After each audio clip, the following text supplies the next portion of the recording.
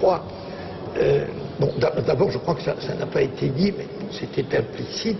Il faut savoir que l'Asie centrale, pendant 2 siècles, a été habitée et gouvernée par des Grecs, hein, à la suite de la conquête d'Alexandre. Donc, entre, disons, 330, pour simplifier, et 150 avant Jésus-Christ. Alors, ça a d'abord été des provinces, ou une province de l'Empire séleucide, du royaume séleucide, puis ces Grecs qui étaient en Afghanistan, ce qui est aujourd'hui l'Afghanistan, l'Iran oriental d'aujourd'hui, et le Pakistan, probablement se sentant un peu étranger à toute cette politique méditerranéenne des Séleucides qui a accaparé cette dynastie, ont décrété qu'ils avaient la force de prendre en main leur destinée, ce qu'ils ont fait aux alentours de 250. Donc, vous avez eu pendant une 50aine d'années une implantation grecque sous l'égide séleucide. Et c'est ça qui est à la racine fondamentale de l'hellénisme en Orient. Pas de Séleucides en Orient, pas de conséquences grecques sur les civilisations locales. Or, il y en a eu.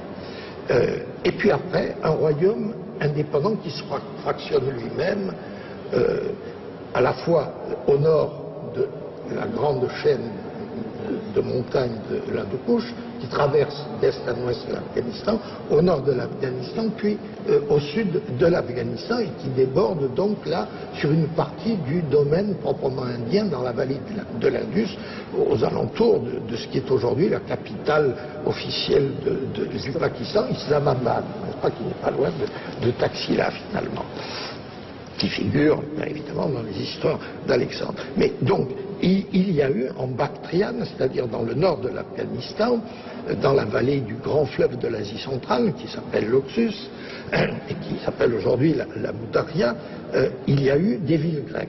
La mission française en a fouillé une importante dans l'est de l'Afghanistan, que l'on ne connaît que par son nom local, qui est un nom d'origine turque, Aykhanoun, Dame Lune, mais qui n'est pas évidemment le nom de la ville grecque, nom que nous ignorons.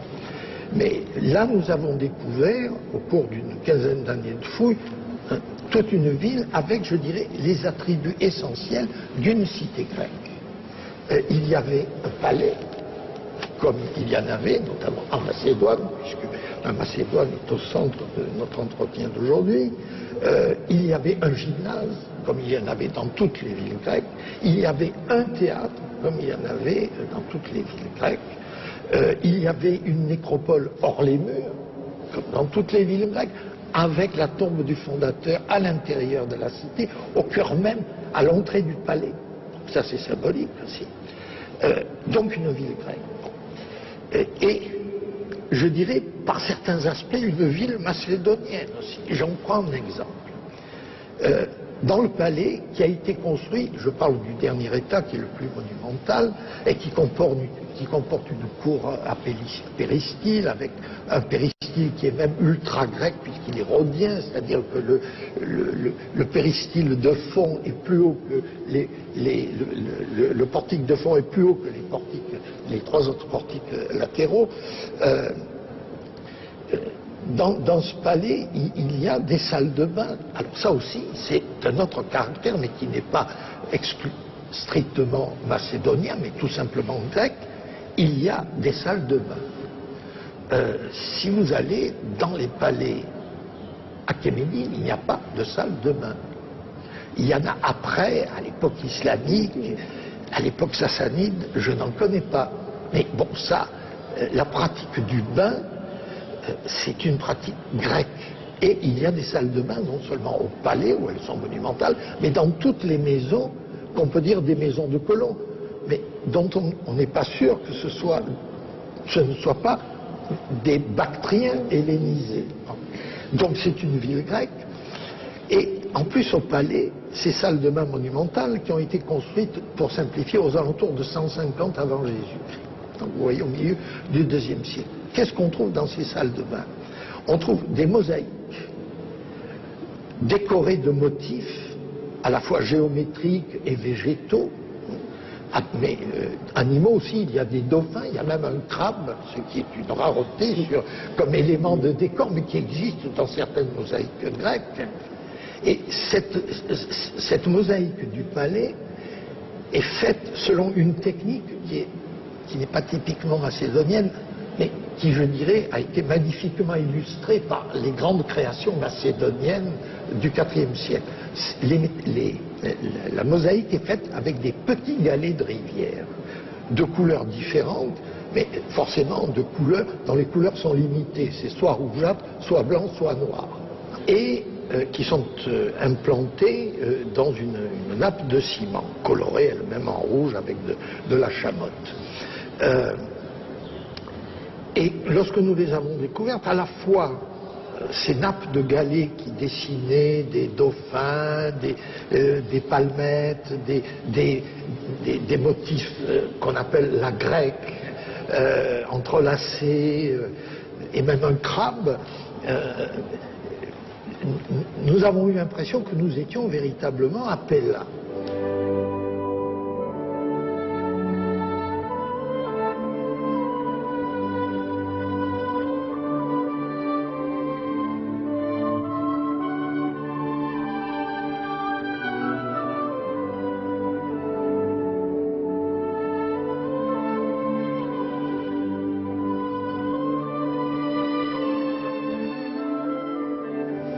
Mais, pour rester dans ce palais dont je vous parle, il y avait des palais à Pella, d'ailleurs, évidemment je l'ai mentionné, et le nôtre, au début, nous a fait penser à ce Pella à cause de ses cours à Péristie, ses cours avec colonnes corinthiennes.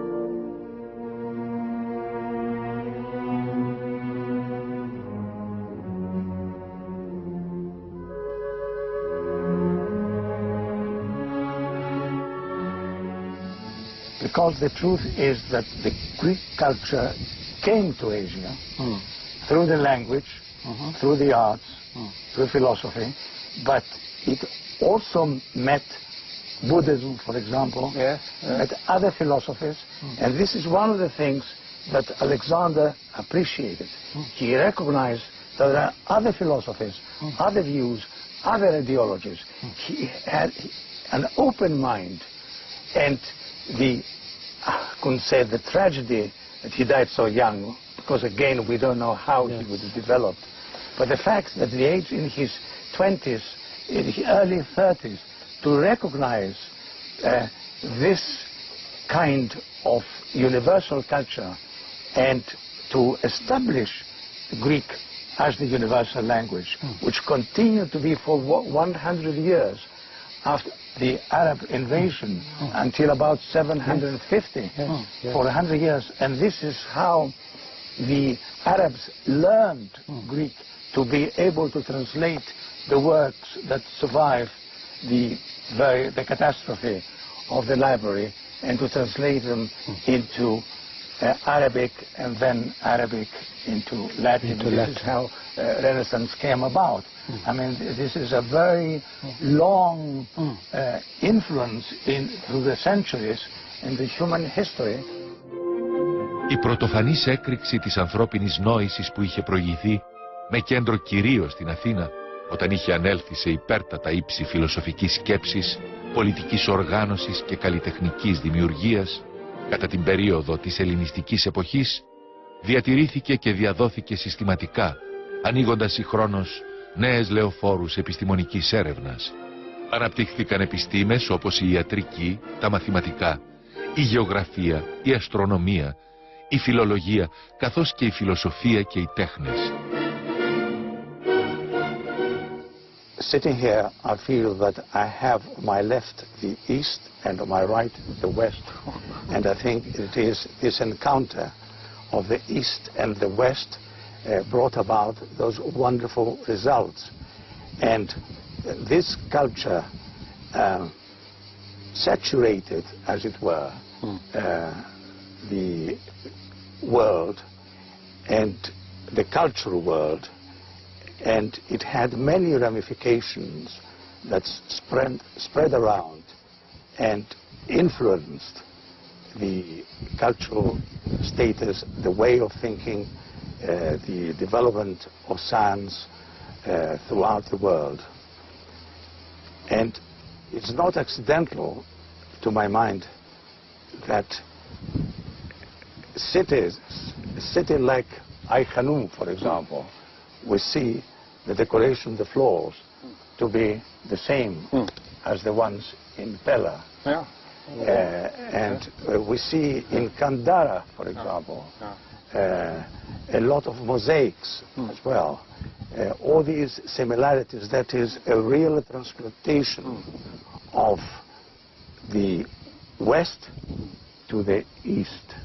Yeah. But the single most striking transfer is the theatre. You can sit, imagine, in a Greek-style theatre overlooking the banks of the rivers that run into the Oxus. Miles away, you can argue whether the forms of the Greek comedies and dramas perhaps performed in the theatre may have influenced the early shape of Indian theatrical tradition. They were performed in Greek as well, which means they were able to understand. There is in Babylonian documents, you find the Greek word theatre. Babylon had a theatre too. Yes.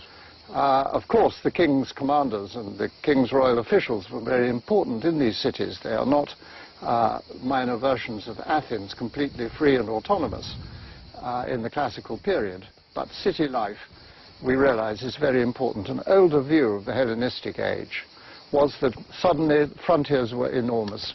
Man felt lost in a universe suddenly bigger than he knew.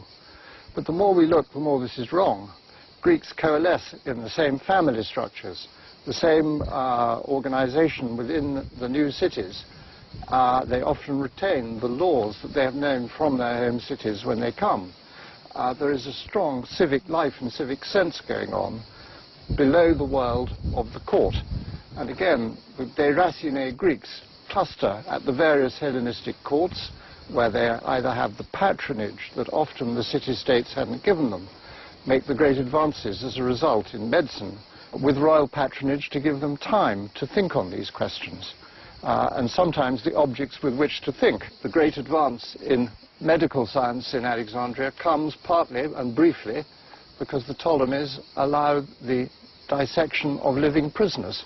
And Erasistratus and these are great advances. Yes. In the city-state, if you had tried this in Athens, you would not have, I think, been allowed it, and Aristophanes would have made you look so stupid in the comedies you would have given up. Yeah.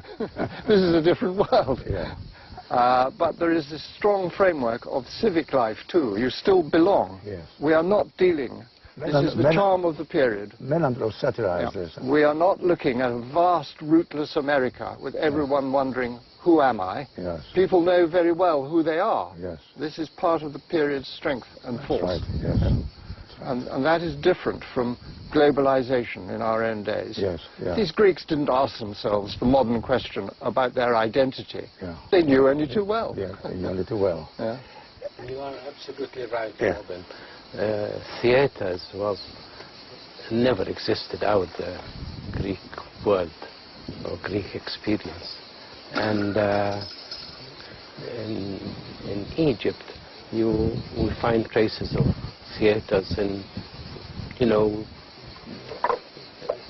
smaller towns, not only in Alexandria. I mean, we have descriptions of great theaters in Alexandria, but at Oxyrhynchus there was a theater that could hold as many as 8,000 people. Yeah. And we found the texts of Euripides with production instructions, for the actors. So the art of drama spread throughout the Hellenistic world, and this was Greek influence on You have Oriental the first culture. You have the first actors' union, the professional association of